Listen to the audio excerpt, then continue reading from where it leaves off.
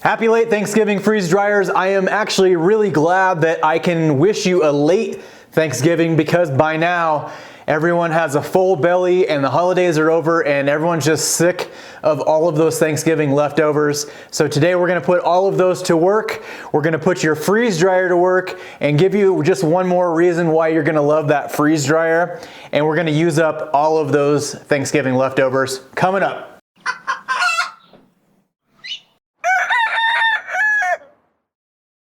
The most common leftovers from Thanksgiving are always going to be the turkey. There's always lots of leftover turkey, and it's usually kind of dried out a couple days later. So we're going to change all of that. No one likes cranberry sauce, or most people don't like cranberry sauce. We're going to use some of that too.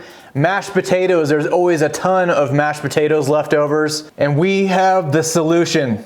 And not around our house, but some houses there might be some leftover stuffing as well. We're gonna take all four of those ingredients, we're gonna put them all together with a little bit of last week's recipe, some freeze-dried Greek yogurt, and we're gonna make a big old casserole that's gonna be delicious, and it's gonna freeze dry, and you can not let any of those leftovers go to waste. And before we get started, you're gonna want to put your oven on 375. The first thing we need is a 9x13 baking dish. And we're gonna coat the bottom of this with 2 cups of stuffing. And depending on what your stuffing looks like and your dish, you may need a little bit more than that 2 cups. We're gonna top that with 4 cups of leftover turkey. It should equal out to about a pound of turkey. And you're kind of just making a layer. Do you want some turkey? You're gonna have to dance first. Okay, next we're gonna make a little bit of a mixture. We're gonna take a 1/4 cup of Greek yogurt. Normally this recipe calls for mayonnaise. If you're just making it fresh, you can use mayonnaise. Because we're freeze drying it, we need it to be Greek yogurt because mayonnaise does not freeze dry. Then we're gonna take a 1/4 cup of cranberry sauce and we're gonna mix the two together. And actually a long time ago, several years ago, I did a Thanksgiving leftovers video with the whole cranberry sauce rings, and they turned out really cool. They were kind of like a fruit roll-up, so if you ever get the chance to do that, it's worth a try. It's pretty cool. So we're gonna get kind of a strawberry looking mixture. This is gonna go evenly over this turkey. Now we need 2 cups of mashed potatoes. We're gonna mix in another 1/2 cup of Greek yogurt with those potatoes and just make one more layer on top of this turkey. That's gonna help keep that turkey from drying out. So really what you're left with is some super creamy looking mashed potatoes. Those are gonna go over the top. You can also add into this mashed potato mix some cheese if you wanted to.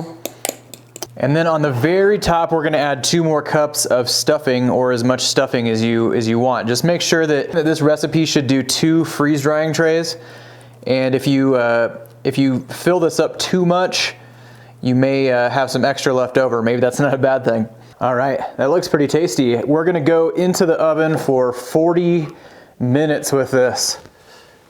Until we have some bubbling going on in the center. And then we'll let it cool for about 10 minutes until it is cool enough to put onto our dishes. I can already see the comment section, is this gonna store long term? My quick answer is probably not. Most of the time with mashed potatoes and stuffing and turkey, usually has gravy on it, all kinds of stuff, you're gonna have high fat.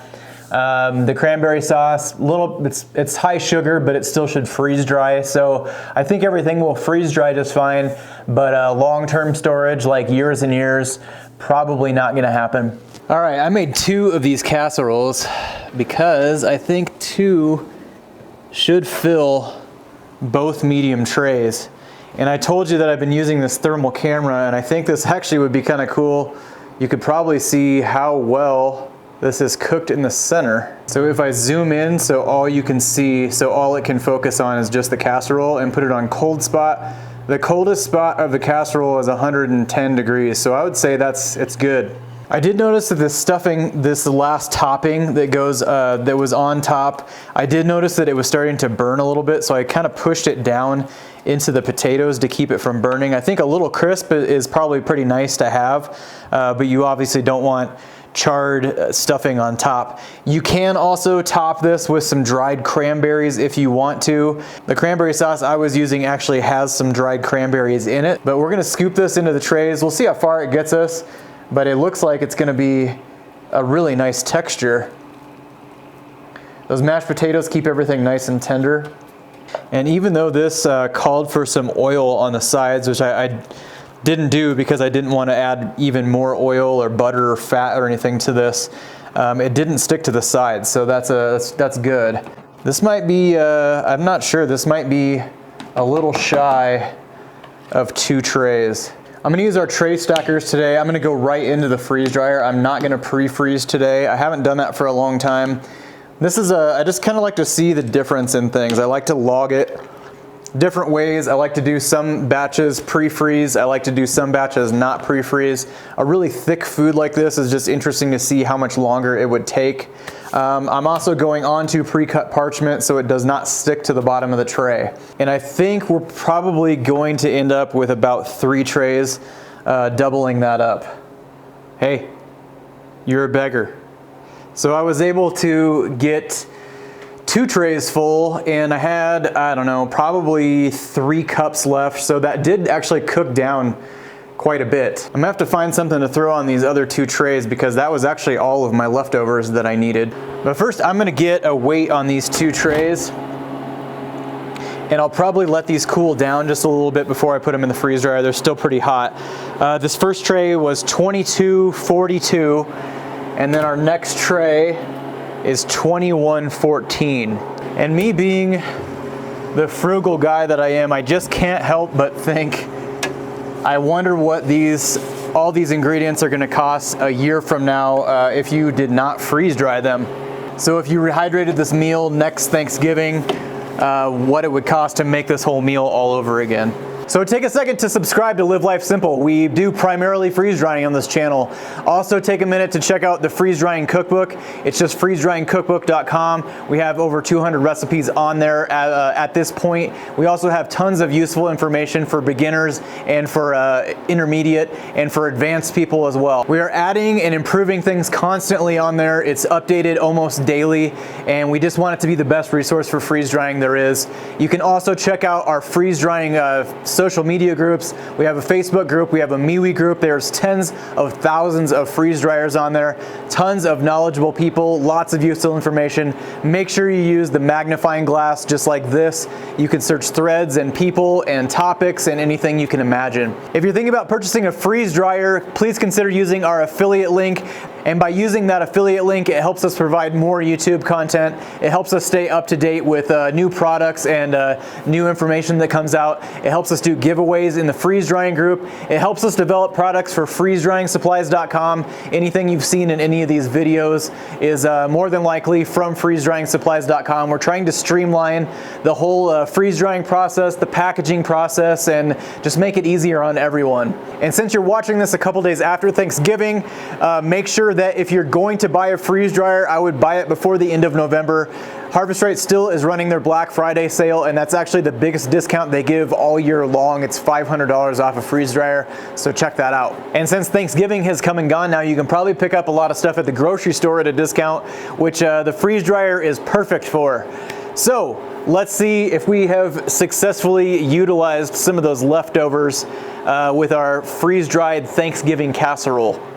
We ended up using 23.24 kilowatt hours, and our cycle time ended up being about 37 hours. That could be a little bit off because I did actually throw some other stuff in with it.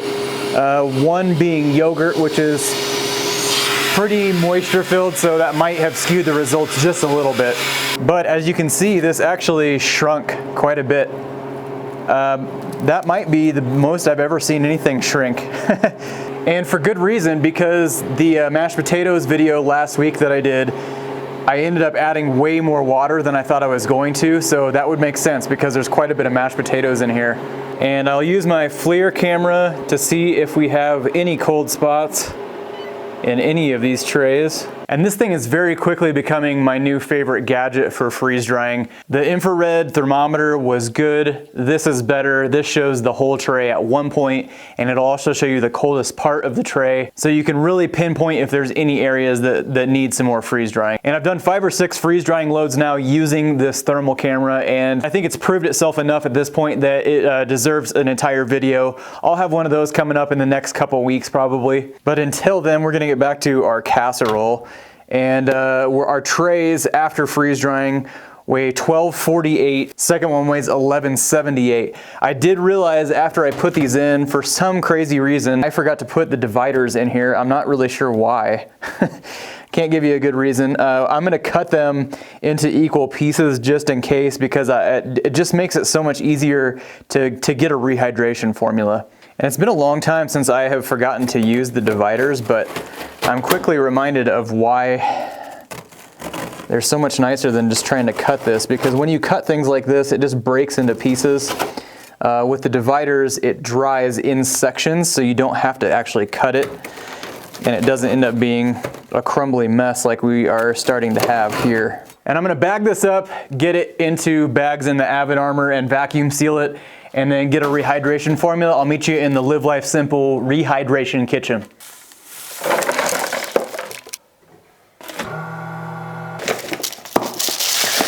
All right, I have my calculations worked out. I believe that one of these squares, which would be 1/10 of one tray, should need about 1/4 of a cup of water plus 1/8 of a cup of water. And then I'm gonna try another square in the Instant Pot as well. So I've actually added that same amount of water to the bottom of the Instant Pot, and then I'm gonna pressure cook this for just a few minutes and see what this looks like. The Instant Pot in my arsenal is at least very underutilized. I know a lot of people use Instant Pot and bamboo steamers and things like that. The casserole perked up real quick with some hot water. Really didn't even take much time to fully absorb all the water. I ended up using about 1/2 of a cup of water. You could go a little bit less, but I think that actually is just about perfect. So about 1/2 a cup per section, per 1/10 of a tray. And it looks nice and appetizing as well. And that's just like Thanksgiving all over again. That's really tasty. It rehydrated really well. The Instant Pot just went off. It's been in for 4 minutes. I'm gonna release the pressure on this, and then we'll see how this did under pressure for 4 minutes. That 4 minutes doesn't start until it has actually reached the pressure. And this just did really well too. I put 1/2 a cup in the Instant Pot for 4 minutes, and it's also nice and tender. Rehydrated just to the way it was before we freeze dried it into a casserole type form. I think that I need to start utilizing the Instant Pot a little more. So we rescued all of our Thanksgiving leftovers into this wonderful casserole. Looks like it's gonna freeze dry really well. I think it's good. Max thinks it's good. Meantime, this is Retired at 40. Remember to live life simple. Catch you next week. Happy late holidays.